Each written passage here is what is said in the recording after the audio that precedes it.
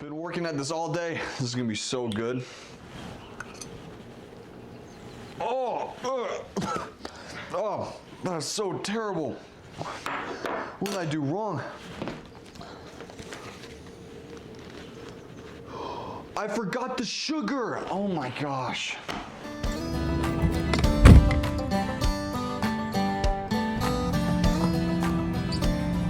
Oh my, there's no sugar.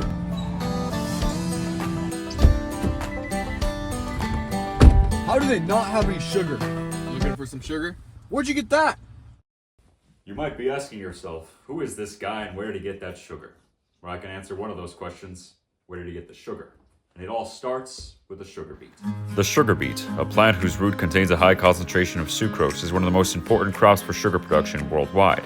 55% of the country's sugar comes from sugar beets.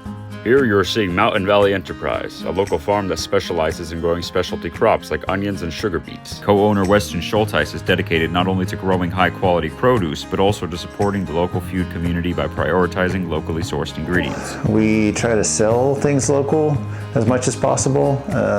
Most of our forage crops go to local feedlots, those types of things. You know, our alfalfa, corn, all goes to local vendors who purchase it, as well as we support local purchases as well, buying equipment and stuff. Try to do that as much local as possible.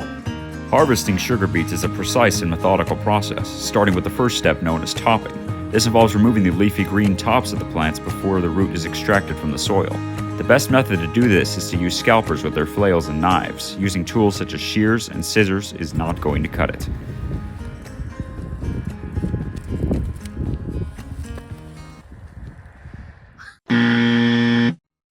After the beets are topped, a separate tractor with a beet digger uses angled wheels to lift the sugar beets from the ground. The beets are then transferred onto a conveyor belt, which loads them onto a truck. The truck is driven in perfect unison with the harvester. Leaving the field, the loaded trucks begin their journey to the nearest beet dump or factory. After being delivered by trucks, this facility is where they begin the process of turning a beet into a sweet.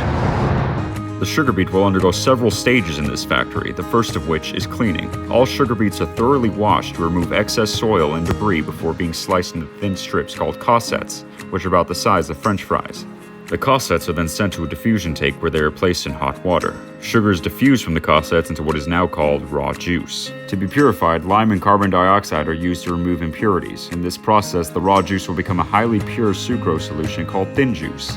Thin juice is then further concentrated into a syrup called thick juice. Thick juice is enriched with raw sugars in a melter, producing standard liquor. Lastly, standard liquor is concentrated in vacuum pans, causing sugar to crystallize.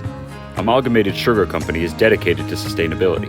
In this interview, Camden DeBruler, a process engineer, discusses the company's goal in implementing sustainable practices.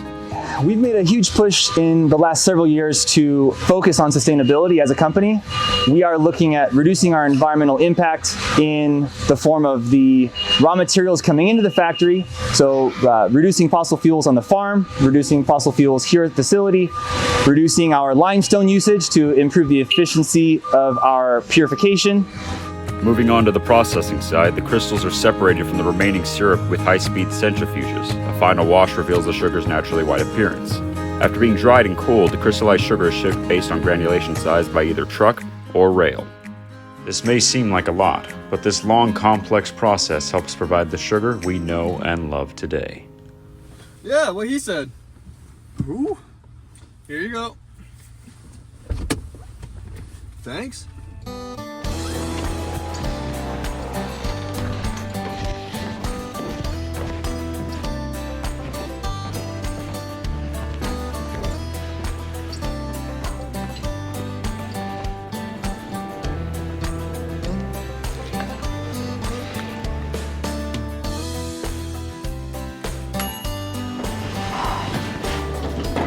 Pie's ready. Oh, that is really good. All thanks to locally sourced sugar.